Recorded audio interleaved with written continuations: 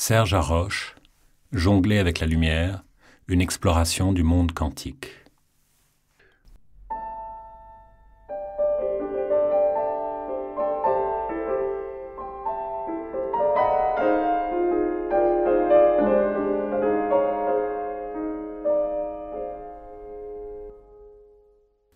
Toutes mes recherches sont portées sur l'étude de la lumière, l'interaction entre la lumière et la matière, essayer de comprendre comment cette interaction se manifeste au niveau le plus fondamental, avec en perspective donc une meilleure compréhension de la nature et la possibilité un jour d'utiliser cette compréhension pour développer des dispositifs nouveaux. La lumière m'a toujours fasciné parce que si l'on y réfléchit, c'est par elle que l'on est informé du monde extérieur. Pratiquement la plus grande partie de l'information que l'on a du monde qui nous entoure nous provient de la lumière. C'est évident pour ce qu'on voit du monde proche, mais c'est également vrai si on s'intéresse par exemple à l'astronomie et à l'astrophysique, notre connaissance de l'univers, ce qui nous permet de comprendre comment l'univers s'est formé, d'où on vient.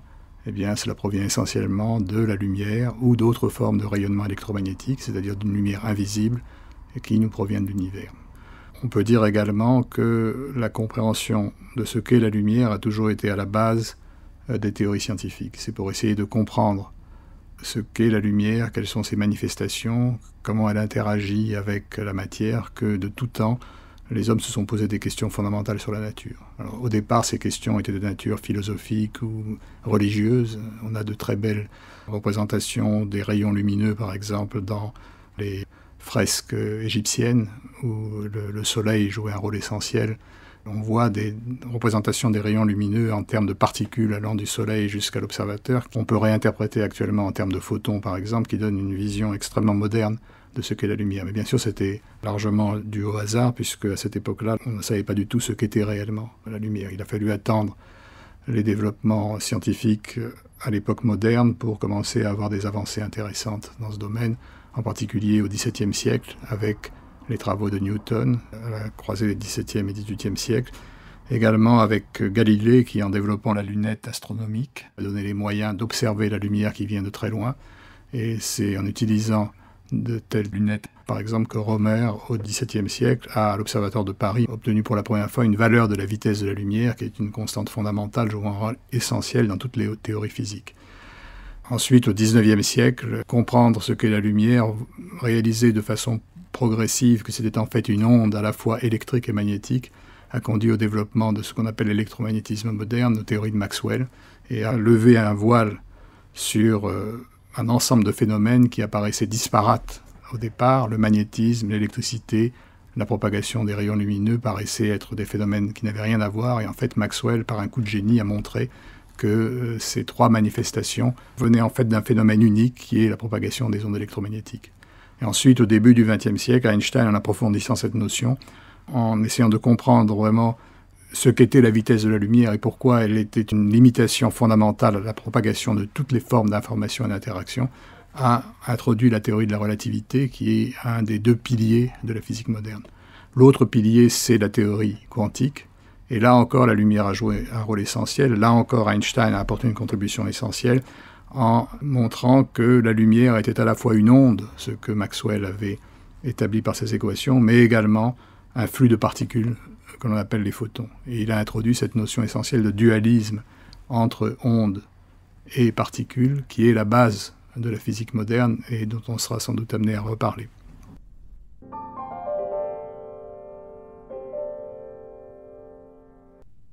J'ai parlé essentiellement de lumière visible, mais il existe également des rayonnements que l'on ne voit pas, soit parce que la fréquence des ondes électromagnétiques est plus petite qu'elle ne l'est pour la lumière, c'est ce qu'on appelle les ondes radio, les ondes radiofréquences, ou plus grandes, c'est ce qu'on appelle le rayonnement ultraviolet, le rayonnement X, et une part importante de ce rayonnement est produite artificiellement par les technologies modernes. Toute notre technologie de la communication est basée sur la propagation des ondes radio, que ce soit pour la radio, la télévision ou le téléphone portable par exemple, et il s'agit là encore de lumière, même si c'est une lumière que l'on ne voit pas. À l'autre extrémité du spectre, si l'on parle des rayons X, eh bien, on sait très bien que ceux-ci jouent un rôle essentiel pour le diagnostic médical par exemple, et les méthodes de génération, de détection et d'exploitation des rayonnements X jouent un rôle fondamental dans notre monde. Une révolution qui s'est produite au XXe siècle, ça a été le laser. On célèbre cette année, donc en 2010, le 50e anniversaire du laser. Et le laser, c'est un appareil qui génère de la lumière, je dirais une lumière domestiquée. Alors que la lumière des sources naturelles est une lumière qui est chaotique, qui a un caractère aléatoire très marqué. Les photons que produisent les lasers, eux, sont domestiqués.